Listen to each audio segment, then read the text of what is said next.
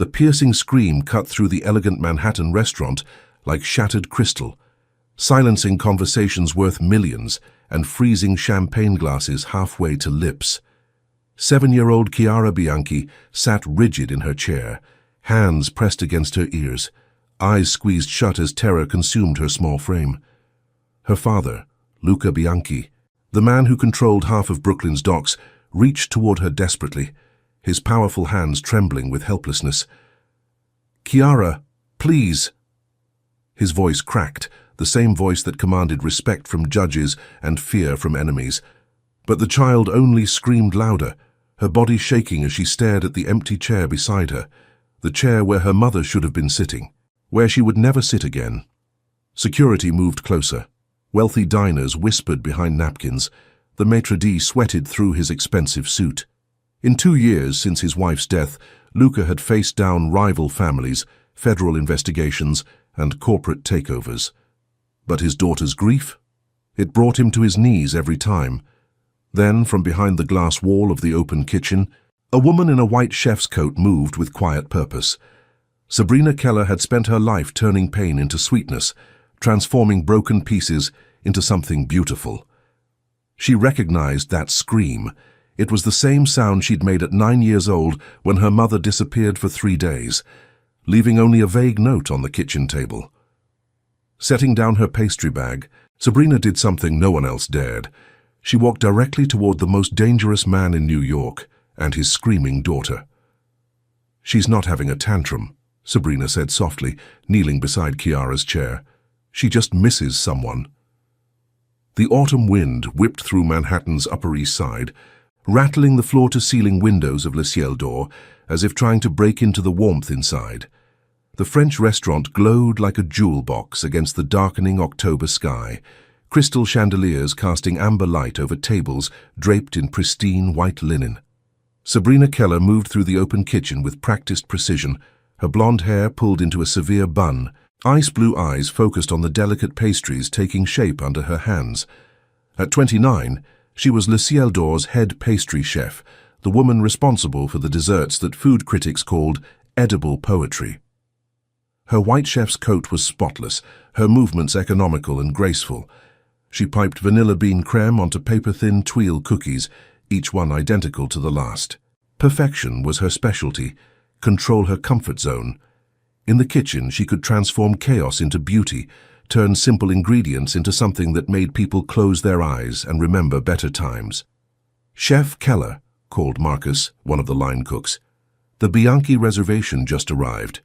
Sabrina's hand stilled for just a moment. She'd heard whispers about tonight's special guest, Luca Bianchi, the man whose name made even the restaurant's investors speak in careful tones. Real estate mogul, they called him. Import-export businessman, the kind of euphemisms that fooled no one. Through the kitchen's glass wall, she watched him enter the dining room, tall and broad-shouldered. He moved with the controlled power of a man accustomed to command. His black hair was perfectly styled, his charcoal suit clearly custom-made, and his dark eyes swept the room with automatic assessment. But it was the small figure beside him that caught Sabrina's attention.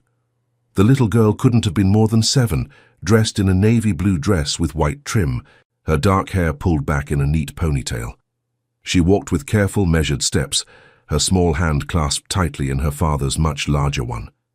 There was something fragile about her posture, the way she held herself, as if she might break at any moment. Chiara Bianchi. Sabrina had heard the staff whispering about her too, the boss's daughter who'd lost her mother 2 years ago, who'd been having episodes in public places. They were seated at a corner table, partially secluded from the other diners. Sabrina watched as Luca helped his daughter into her chair, his movements careful and gentle despite his intimidating presence. The contrast struck her, this man who could probably destroy lives with a phone call, treating his child like she was made of spun glass. The waiter approached their table with menus, his smile bright and professional. Sabrina watched him lean down to speak to Chiara, probably offering the children's menu or suggesting the mac and cheese. That's when everything changed. The waiter's friendly gesture, reaching toward Chiara with a colorful kids' menu, seemed to trigger something in the child. Her small body went rigid, Her breathing became rapid and shallow. She stared at the empty chair across from her, the chair where her mother should have been sitting, and something inside her snapped. The scream that erupted from Kiara's throat was unlike anything Sabrina had ever heard. It wasn't anger or defiance. It was pure, raw anguish. The sound of a heart breaking in real time. Every conversation in the restaurant stopped. Silverware froze halfway to mouths. The pianist's fingers stumbled on the keys. All eyes turned toward the corner table where Luca Bianchi's daughter was falling apart in front of Manhattan's elite. Luca shot to his feet, his chair scraping against the marble floor. He reached for Chiara, his face a mask of controlled panic, but she recoiled from his touch as if it burned. The more he tried to calm her, the louder she screamed, her small hands pressed against her ears, as if trying to block out the entire world. "Chiara, please!" Luca's voice was barely audible over her cries, but Sabrina caught the desperation in it. This wasn't the voice of a man used to being obeyed. This was a father watching his child drown and not knowing how to save her. Security guards materialized from the shadows, their hands hovering near concealed weapons. Other diners began to murmur, some looking annoyed, others sympathetic but helpless. The maître d' approached cautiously, clearly torn between his duty to maintain the restaurant's atmosphere and his fear of offending Luca Bianchi. Behind the kitchen's glass wall, Sabrina felt her own hands begin to shake. She knew that scream, had made that sound herself more times than she could count.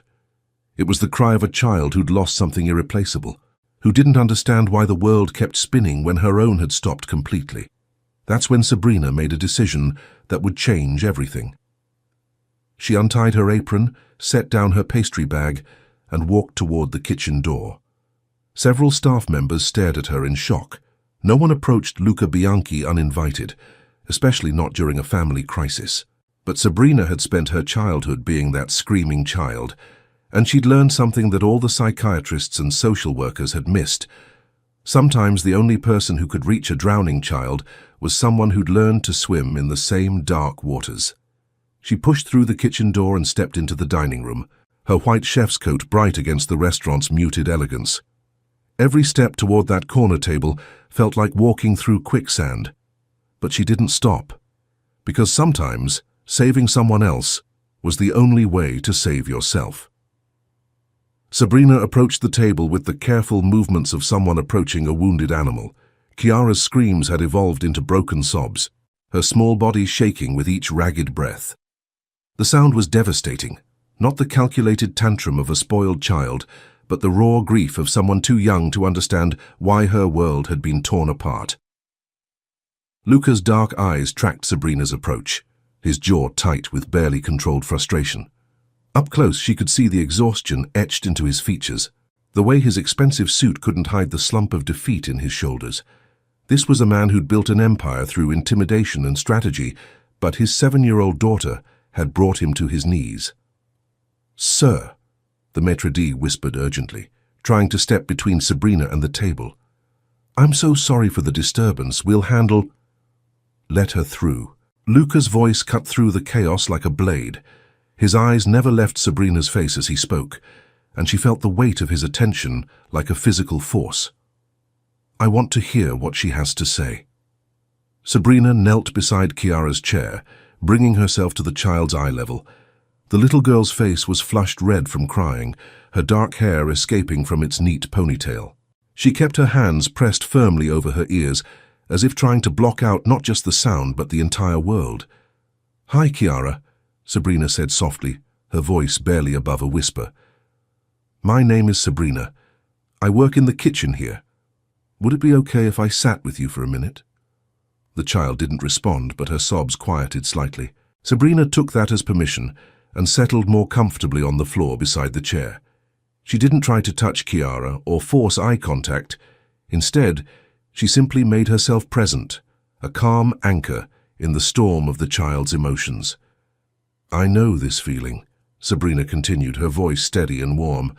"The one where your chest gets so tight you can't breathe, and everything feels too loud and too bright. It's not because you're bad or difficult, it's because you're missing someone very important." Luca's breath caught audibly. In 2 years of therapy sessions, family counselors, and well-meaning relatives, no one had ever described Kiara's episodes with such simple accuracy. They talked about adjustment disorders and behavioral issues, but this stranger in a chef's coat had identified the real problem in seconds. Kiara's hands slowly lowered from her ears, though she kept her eyes squeezed shut. Sabrina reached into her coat pocket and pulled out a small wrapped candy, a lavender honey drop she'd made earlier for the staff to sample. "When I was your age," Sabrina said, unwrapping the candy slowly, "I used to scream like that too.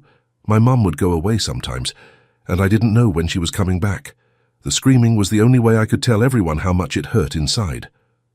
The honesty in her voice seemed to reach something deep within Kiara. The little girl's eyes fluttered open, red-rimmed and full of tears, and for the first time since the episode began, she looked directly at someone. "She's not coming back," Kiara whispered, her voice hoarse from screaming. "Mama's not coming back, and I keep forgetting and looking for her." The words hit Luca like a physical blow. He'd known, intellectually, that Kiara was grieving. But hearing her articulate the reality of permanent loss in such stark terms made his own eyes burn with unshed tears. "No, she's not coming back," Sabrina agreed gently, and Luca tensed, expecting this honesty to trigger another breakdown. Instead, Kiara seemed to relax slightly, as if someone finally understanding her pain was a relief. "And that's the worst thing that could happen to someone who loves their mama as much as you do." Sabrina offered the honey drop to Kiara, who took it with trembling fingers. "But you know what I learned? The missing never goes away, but it changes. Instead of feeling like you're drowning, it starts to feel like carrying something precious. The love doesn't disappear just because she did." Kiara sucked on the candy thoughtfully, her breathing gradually returning to normal. Around them, the restaurant had resumed its quiet hum of conversation, but their corner table remained an island of intimate grief and healing. "My daddy doesn't know what to do with me when I get sad," Kiara said suddenly, glancing up at Luca with eyes that looked far too old for her face. Luca's composure cracked visibly. "Kiara, it's okay, Daddy," she said with the matter-of-fact wisdom that sometimes emerged from children who'd been forced to grow up too fast. "Mama always knew what to do. You're still learning." The simple forgiveness in her voice nearly undid him completely. Sabrina watched this powerful, dangerous man struggle with emotions he clearly wasn't equipped to handle, and felt something shift in her chest. Beneath the expensive suit and intimidating reputation was just a father who'd lost his partner in raising their child. "Your daddy loves you very much," Sabrina said, looking between father and daughter. "Sometimes when people love us that much, they get scared when we're hurting because they want to fix it so badly. But some things can't be fixed. They can only be felt." She stood slowly, smoothing down her chef's coat. "Would you like me to make you something sweet? Sometimes when my heart feels too heavy, a little bit of sugar helps it remember that good things still exist." Kiara nodded, wiping her nose with the back of her hand. For the first time since entering the restaurant, she looked like what she was, a little girl who'd had a hard day and needed some comfort. "What's your favorite flavor?" Sabrina asked. "Strawberry," Kiara said immediately. "Mama used to make strawberry pancakes on Sunday mornings." "Strawberry it is," Sabrina smiled. "I'll be right back." As she turned to leave, Luca's voice stopped her. "Wait." She looked back to find him studying her with an intensity that made her pulse quicken. His dark eyes seemed to be cataloguing every detail of her face, as if trying to solve a puzzle. "How did you know?" he asked quietly. "How did you know what she needed when doctors and therapists couldn't figure it out?" Sabrina hesitated, aware that she was about to reveal more about herself than she'd intended. "Because I was her once, and no one ever told me it was okay to miss my mother. They just wanted me to stop crying and act normal." The admission hung in the air between them, heavy with shared understanding. Luca saw past her professional composure to the lonely child she'd once been, while Sabrina glimpsed the vulnerability he kept hidden beneath his dangerous reputation. "Thank you," he said simply, but the words carried a weight that suggested they meant far more than mere politeness. In the kitchen, she worked with focused intensity, creating a delicate strawberry tart shaped like a heart. She used the finest ingredients: fresh berries from the farmer's market, vanilla bean custard, a buttery pastry shell that would melt on the tongue. But more than that, she poured her own memories into the dessert.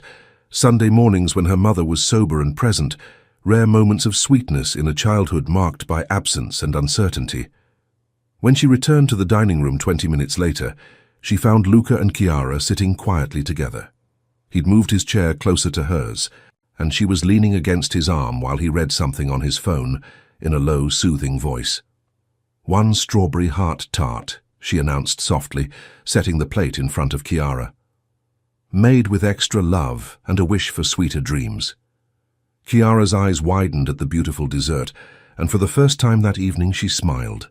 A real, genuine expression of joy that transformed her entire face.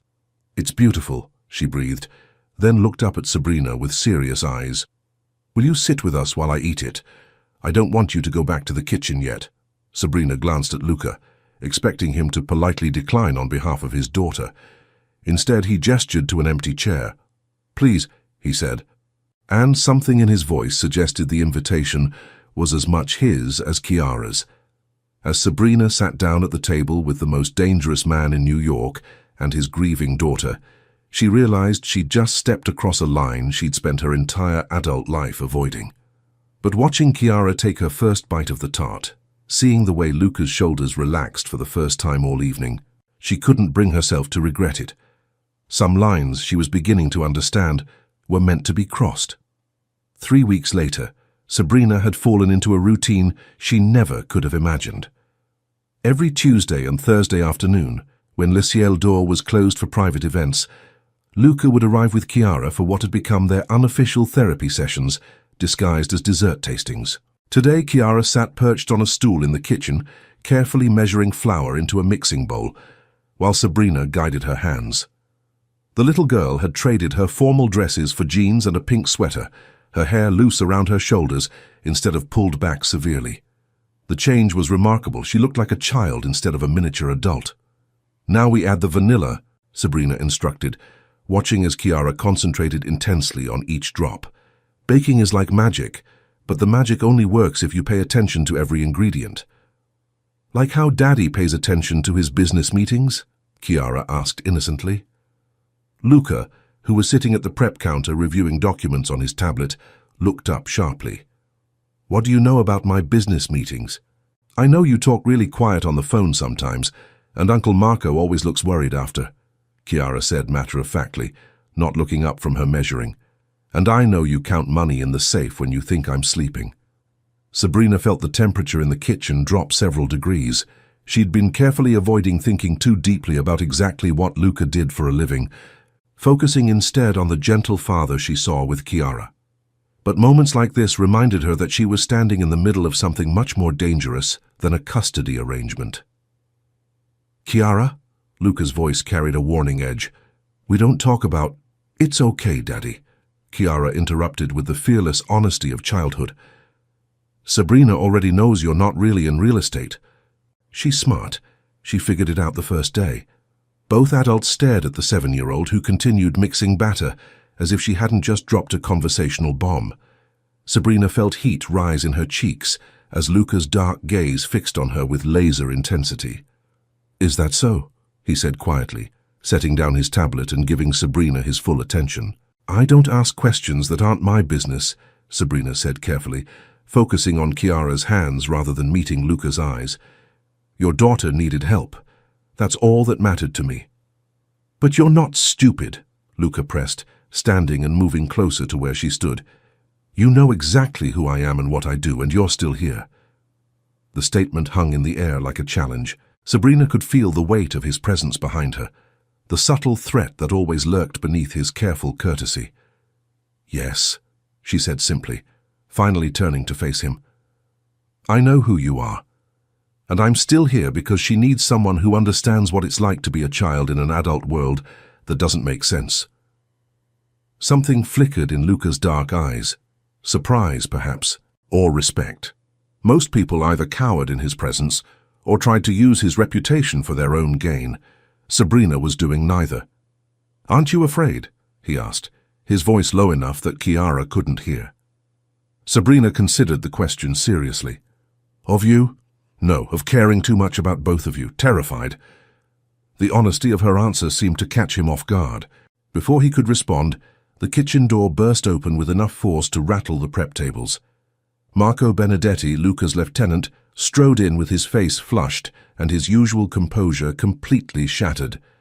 "Luca, we have a problem," he said urgently, then stopped short when he saw Kiara and Sabrina. "Shit! Sorry, boss, I didn't know—" "Language," Luca snapped, immediately moving to position himself between Marco and his daughter. "What's so urgent it couldn't wait?" Marco glanced meaningfully at Sabrina and Kiara, clearly uncomfortable discussing business in front of civilians. "Maybe we should—" "No," Luca cut him off. "Say what you came to say." "The Kozlov shipment was intercepted," Marco said reluctantly. "Federal agents, not local cops. Someone tipped them off about the timing and location. We've got a leak, and it's someone with access to the highest levels of operation." Sabrina felt the blood drain from her face as the reality of Luca's world crashed into their peaceful afternoon. Federal agents, shipments, leaks. These weren't the vague business dealings she'd been able to ignore.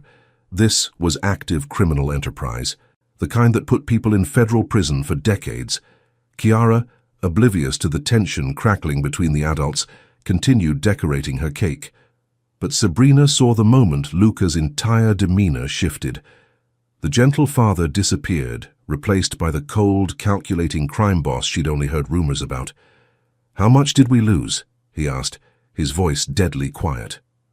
12 million, plus the contacts in customs. And Luca. Marco hesitated, glancing again at Sabrina. "They're asking questions about the restaurant, about your regular meetings here." The words hit Sabrina like a physical blow. The restaurant, their safe haven, the place where Kiara had learned to smile again, was now compromised. And worse, she was part of the pattern that had drawn federal attention. "I see," Luca said, his dark eyes finding Sabrina's across the kitchen. She saw the exact moment he made his decision, watched his face close off like shutters slamming shut. "Marco, take Kiara to the car. Now." "Daddy?" Kiara looked up from her cake, finally sensing the tension in the room.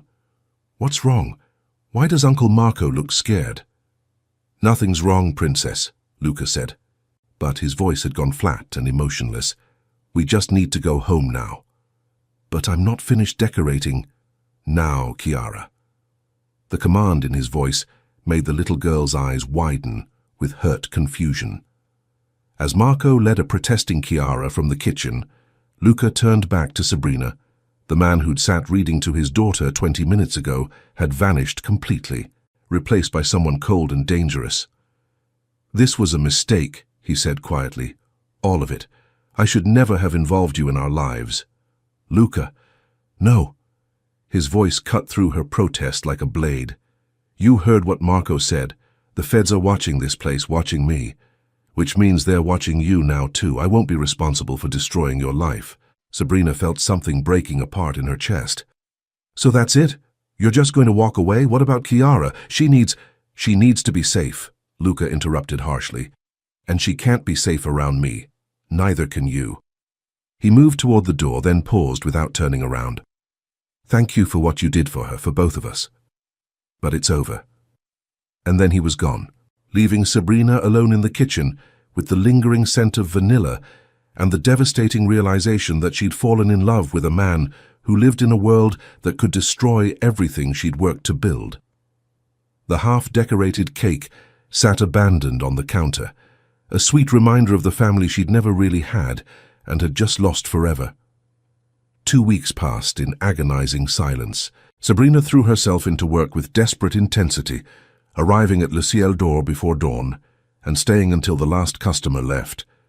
She created increasingly elaborate desserts, architectural marvels of spun sugar and chocolate that earned rave reviews from food critics and left her feeling completely empty inside.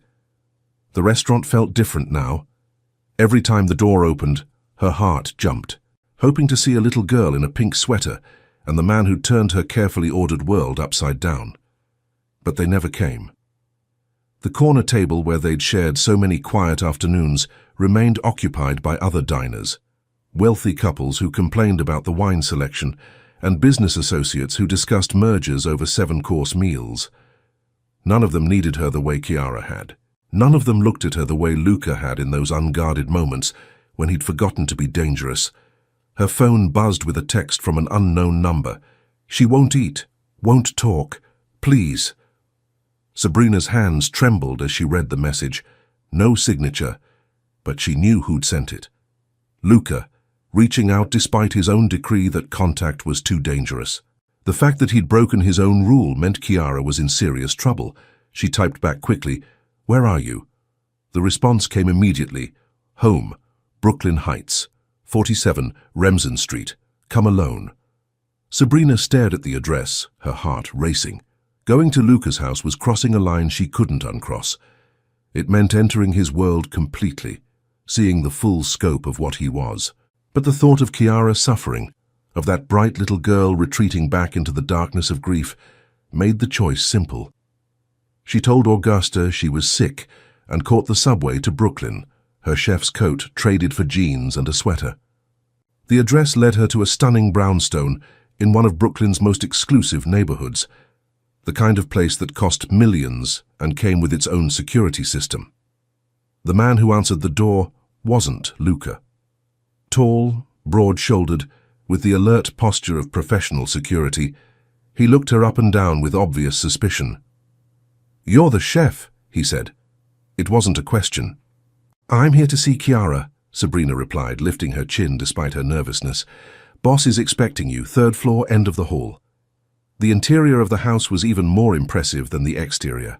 Original hardwood floors, crown molding, artwork that belonged in museums. But Sabrina barely noticed the luxury. Her attention was focused on the silence that filled the space, heavy and oppressive. Chiara's bedroom was a little girl's dream. Pale pink walls, a canopy bed with white curtains, shelves lined with books and stuffed animals. But the child curled up in the window seat looked nothing like the happy girl who decorated cakes in the restaurant kitchen. She was thin, too thin, wearing pajamas in the middle of the afternoon. Her dark hair hung limp around her face, and her eyes, those bright, curious eyes that had sparkled with mischief, were dull and lifeless. "Hey, sweetheart," Sabrina said softly, settling into a chair near the window seat. "I heard you haven't been feeling well." Chiara looked up, and for a moment, hope flickered across her features. Then she seemed to remember something, and her face closed off again. "Daddy said you can't come see us anymore," she said in a small, flat voice. "He said it's not safe." "Your daddy's right about a lot of things," Sabrina replied carefully. "But sometimes, when people we care about are hurting, we have to take risks." "Are you in trouble because of us?" Chiara asked, her voice barely above a whisper. The question broke Sabrina's heart. This little girl, who'd already lost so much, was now blaming herself for the adult's complicated problems. "Oh, honey, no," Sabrina said, moving to sit on the edge of the window seat. "You could never be trouble. You're the best thing that's happened to me in a very long time." Chiara's lower lip trembled. "Then why did you leave? Why did everyone leave?" The raw pain in her voice made Sabrina's eyes burn with tears. She reached out slowly, giving Chiara time to pull away, and when the little girl didn't retreat, she gathered her into her arms. "I didn't want to leave," Sabrina whispered into Chiara's hair. "I missed you every single day." That's when the dam broke. Chiara sobbed against Sabrina's shoulder, all the grief and confusion and abandonment pouring out in broken words. I thought if I was good, if I didn't scream anymore, everyone would stay," she cried. "But they still leave. Everyone always leaves." "Not everyone," a deep voice said from the doorway. Sabrina looked up to see Luca standing there, his face haggard with exhaustion and worry. He looked like he'd aged years in the 2 weeks since she'd seen him, his usually perfect appearance disheveled, dark circles under his eyes, his expensive suit wrinkled. "Daddy!" Chiara launched herself from Sabrina's arms into Luca's, and he caught her with the desperate relief of a man who'd thought he'd lost everything. "I'm sorry, Princess," he murmured, holding her tight. I'm so sorry. I thought I was protecting you, but I just made everything worse. Over Kiara's head, his eyes met Sabrina's. The raw vulnerability she saw there took her breath away. This wasn't the cold crime boss who'd dismissed her from the kitchen. This was a broken father who'd realized his mistakes too late. I called you, he said quietly, because she needs you, because we both need you. And I don't know how to fix this without you. Sabrina felt her carefully constructed walls crumbling. Luca, the federal investigation. I don't care, he said fiercely. Let them watch, let them investigate. I won't lose my daughter to protect a business. And I won't lose you either. The declaration hung in the air between them, heavy with implications neither was quite ready to voice. But as Sabrina looked at this small, broken family, a dangerous man brought to his knees by love, a little girl who'd learned too young that people disappear, she knew she was already lost. What are you saying? She asked.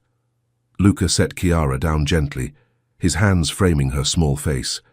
I'm saying that some things are worth the risk. You taught me that. He turned to Sabrina, and she saw her own feelings reflected in his dark eyes. Love, fear, desperate hope. Stay, he said simply. Whatever comes next, we'll face it together, all three of us. As Kiara grabbed both their hands, linking them together in a circle of connection and possibility, Sabrina realized that sometimes the most dangerous choice was also the only one worth making. Outside, storm clouds gathered over Brooklyn Heights, but inside the brownstone a family was finally coming together. The crisis came at dawn on a Tuesday morning, 3 months after Sabrina had moved into the brownstone. She woke to the sound of car doors slamming and urgent voices in the street below. Through the bedroom window, she could see black SUVs surrounding the house, their occupants moving with the coordinated precision of federal agents. "Luca," she whispered, shaking him awake. "They're here." He was instantly alert, his body tense as he processed the situation. "How many?" "At least 6 vehicles, maybe more."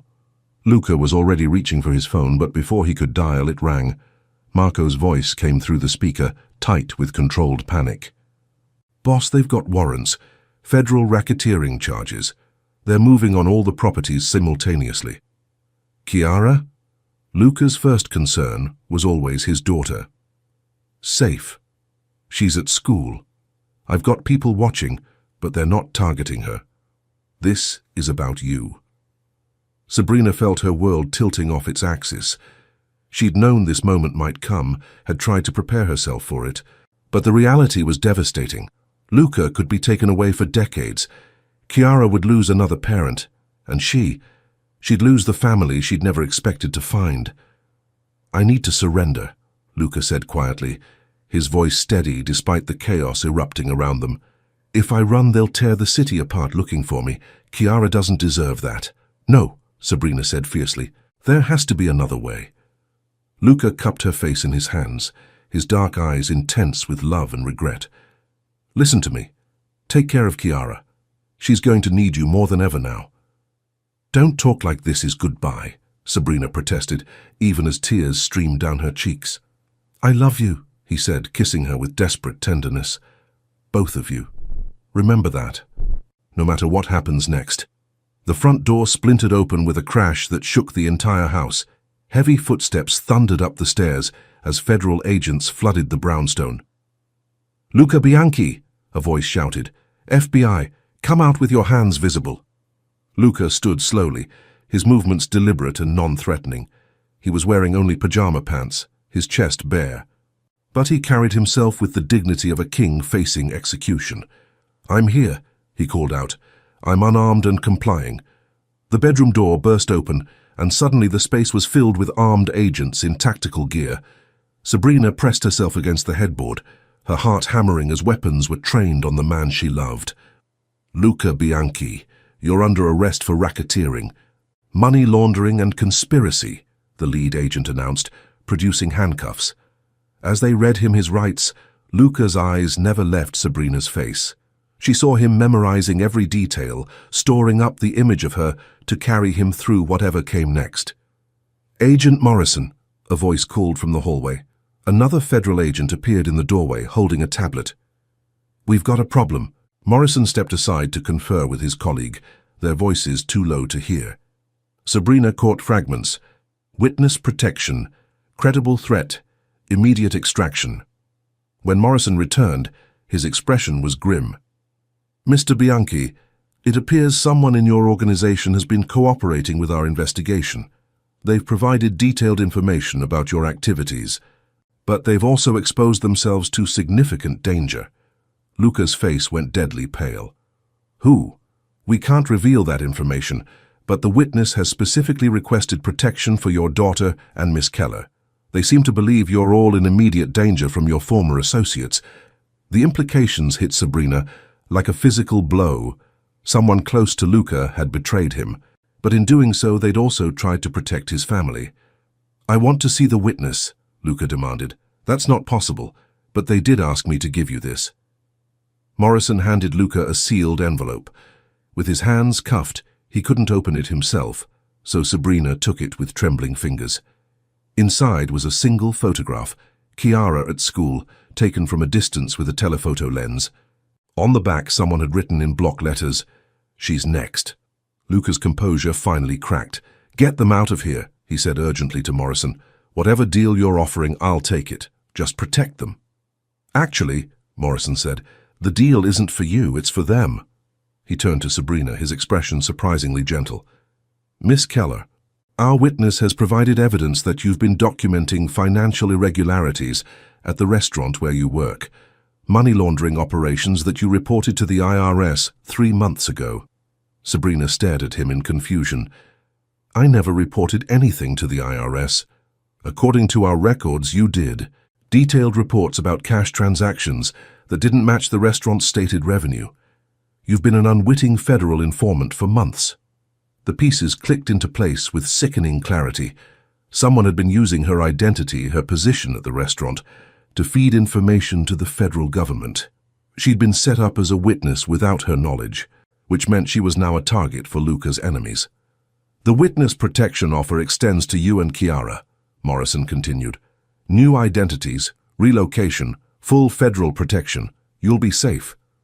"What about Luca?" Sabrina asked. Morrison's expression hardened. "Mr. Bianchi will be processed according to federal guidelines." "No," Sabrina said firmly. "If you want my cooperation, if you want me to testify about what I've supposedly witnessed, then you include him in the protection deal." Morrison looked between her and Luca, clearly calculating the value of her cooperation against the cost of protecting a known crime boss. "There might be a way," he said slowly, "if Mr. Bianchi were willing to provide information about his organization's structure, financial operations, key players. The federal prosecutor might be willing to consider a reduced sentence and protective custody." Luca's jaw tightened. Cooperating with federal authorities went against everything he'd been raised to believe. But as he looked at Sabrina's determined face and thought about Chiara's safety, the choice became clear. "What kind of information?" he asked. "Everything," Morrison said bluntly. "Names, locations, financial records, operational details, complete cooperation in exchange for a new life." The silence stretched between them, heavy with the weight of impossible choices. Finally, Luca nodded. "Do it," he said. "Set up the deal. But I want guarantees about their safety first." Morrison smiled for the first time since entering the room. "I think we can work something out." As federal agents began the complex process of dismantling Luca's old life and building new ones for all 3 of them, Sabrina realized that sometimes salvation came from the most unexpected sources. The criminal empire that had brought them together was also the thing that would set them free. 6 hours later, they sat in a federal safe house in New Jersey, waiting for Chiara to be brought to them under protective escort. Luca's hands were finally uncuffed, and he held Sabrina close as they watched the sun set over their old lives. "Are you sure about this?" he asked quietly. "Once we're in witness protection, there's no going back. No more restaurant, no more New York, no more anything familiar." Sabrina thought about the question seriously. She was giving up her career, her independence, her carefully constructed life. But as she looked at this man who'd chosen love over loyalty, who'd sacrificed everything to keep his family safe, she knew her answer. "I'm sure," she said. "Home isn't a place. It's the people who love you enough to start over." When Chiara finally arrived, confused and frightened by the day's events, she ran straight into their arms. As the three of them held each other in the anonymous safe house, Sabrina realized that sometimes the most dangerous love was also the most worth fighting for. They'd lost everything they thought they needed and found everything they actually wanted, years later. The small bakery in Asheville, North Carolina smelled like vanilla and possibility. Sunlight streamed through the front windows, illuminating display cases filled with delicate pastries and wedding cakes that had earned Sarah Mitchell, formerly Sabrina Keller, a reputation as the best pastry chef in the Blue Ridge Mountains. "Mama Sarah, the timer's going off," 10-year-old Clara called from the kitchen, her voice bright with excitement. Sarah smiled at the name that had evolved naturally over the past year. Not quite Mom, but far more than Sabrina. It was perfect for their unconventional family. In the back room, she found Clara carefully removing a tray of heart-shaped cookies from the oven, her movements precise and confident. The little girl had grown tall and strong in the mountain air, her dark hair now reaching her shoulders, her eyes bright with the confidence of a child who knew she was loved unconditionally. "They're perfect," Sarah said, admiring Clara's handiwork. "Your dad's going to be so proud when he sees them." The bell above the front door chimed, and Sarah heard the familiar sound of work boots on hardwood floors. Luke was home from his job at the furniture workshop, where he'd discovered an unexpected talent for woodworking. "Something smells incredible in here," his voice called out, warm with affection. "We're in the kitchen," Clara shouted back, then lowered her voice to a conspiratorial whisper. "Remember, we're just making regular cookies, nothing special." Luke appeared in the doorway, his dark hair now streaked with silver at the temples, his face tanned from outdoor work. He'd traded his expensive suits for jeans and flannel shirts, but he still carried himself with quiet authority. "Just regular cookies?"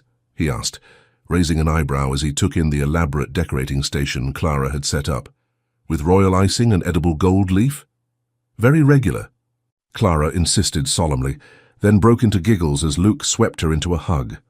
Sarah leaned back against his chest as he wrapped his arms around her from behind, marveling at how safe she felt in his embrace. The first year in witness protection had been difficult, learning new names, new histories, constantly looking over their shoulders. But gradually, they'd built something real in this small mountain town. "The federal prosecutor called today," Luke said suddenly, his voice careful. "The last of the appeals have been exhausted. Everyone who was going to be convicted has been convicted. Our testimony is no longer needed." Sarah felt her heart skip. "What does that mean for us?" "It means we're free," Luke said simply. "Free to choose new names legally, to stay here permanently, to build whatever life we want. The witness protection program is officially over." Clara looked confused. "Does that mean we have to leave?" "No, sweetheart," Luke assured her quickly. "It means we get to choose. We can stay here, keep the life we've built, or we can go anywhere we want." Sarah thought about the question seriously. She was giving up nothing now. This was the life she'd chosen, day by day, moment by moment. "I want to stay," she said firmly. "This is home now." Clara nodded enthusiastically. "Me too. I like my school and my friends and the mountains." Luke's smile was radiant with relief and joy. "Then we stay. We make it official. New birth certificates, social security numbers, the whole thing. Luke and Sarah Mitchell, and their daughter Clara." "Their daughter?" Clara repeated wonderingly. "Really? Like, officially?" "If you want," Sarah said, her throat tight with emotion. "We'd like to adopt you officially. Make you a Mitchell for real." Clara launched herself into Sarah's arms, tears streaming down her face. Yes, I want that more than anything." As Luke joined their embrace, wrapping his strong arms around both of them, Sarah felt a completeness she'd never experienced before. They'd lost their old lives, their old names, everything they'd thought defined them. But in return, they'd found something infinitely more valuable. They'd found each other. Later that night, after Clara had gone to bed clutching the adoption papers Luke had been secretly preparing, Sarah and Luke sat on their back porch swing, watching fireflies dance in the darkness. "Do you ever regret it?" Sarah asked quietly. giving up everything you built, everything you were. Luke was quiet for a long moment. I regret the choices that made it necessary, he said finally. But leaving that life behind, choosing this one, never. He pulled her closer, his voice dropping to the intimate tone he used only with her. You saved us, you know. Both of us. Kiara was disappearing into her grief, and I was so lost in my own guilt and fear that I couldn't reach her. You brought us back to life. We saved each other, Sarah corrected, settling more comfortably against his side. That's what families do.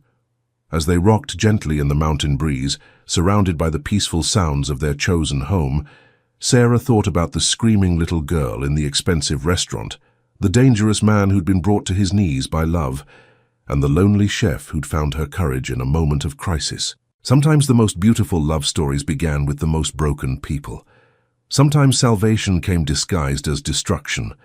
And sometimes, when you lost everything you thought you needed, you discovered everything you'd actually been searching for. The Mitchell family was home,